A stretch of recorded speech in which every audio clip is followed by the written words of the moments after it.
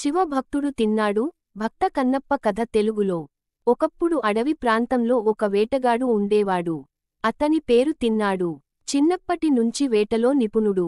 పూజలు, వ్రతాలు, శాస్త్రాలు ఏమి తెలియకపోయినా తన మనసులో శివుడిని భక్తిగా కొలిచేవాడు.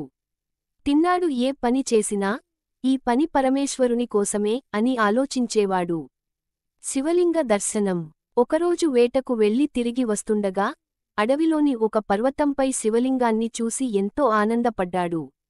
శివుని పూజ ఎలా చేయాలో తెలియక తనకు తెలిసిన భక్తి రూపంలోనే పూజ చేయడం మొదలెట్టాడు. వేట చేసి తెచ్చిన మాంసం, అడవిపూలు, తేనె, తాను తాగిన నీళ్లు అన్నీ శివలింగంపై పెట్టేవాడు. అది అంతా అవ్యవస్థగా ఉన్నా ఆయన భక్తి మాత్రం అమోఘం. భక్తిని పరీక్షించిన శివుడు తిన్నాడును పరీక్షించాలనుకున్నాడు. ఒకరోజు శివలింగం కళ్ల నుంచి రక్తం కారడం ప్రారంభమైంది. తిన్నాడు అది చూసి భయపడి ఆ రక్తం ఆపాలని ప్రయత్నించాడు. చివరికి తాను కన్ను తీయాల్సిన పరిస్థితి వచ్చిందని గ్రహించి ఒక్కసారిగా తన కుడి కన్నును తీసి శివలింగం కన్నుపైన ఉంచాడు.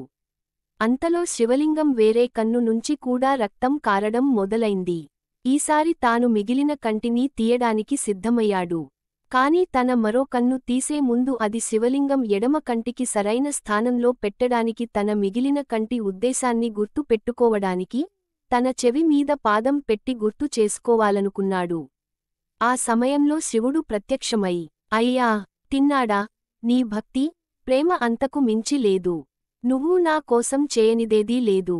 నీవు కన్నప్పవాడవు, నా నిజమైన కన్నుగా ఉండే భక్తుడవు అని అనుగ్రహించాడు. తిన్నాడు నుండి కన్నప్ప. ఆ క్షణం నుండి తిన్నాడు పేరు కన్నప్ప గా ప్రసిద్ధి చెందాడు. భక్తికే పెద్ద స్థానం ఉన్నదని, పూజ విధానాలు కాకుండా మనసు పరిశుద్ధంగా ఉంటే శివుడు తక్షణం ప్రసన్నమవుతాడని ఈ కథలో చెప్పబడింది. శివుడికి అత్యంత ప్రీతికరమైనది భక్తి మాత్రమే. మనసు పరిశుద్ధంగా ఉన్న వారిని ఆయన ఎల్లప్పుడూ కాపాడుతాడు. నియమాలు తెలియకపోయినా ప్రేమతో చేసిన సేవను శివుడు ఎప్పుడూ అంగీకరిస్తాడు. ఓం నమః శివాయ.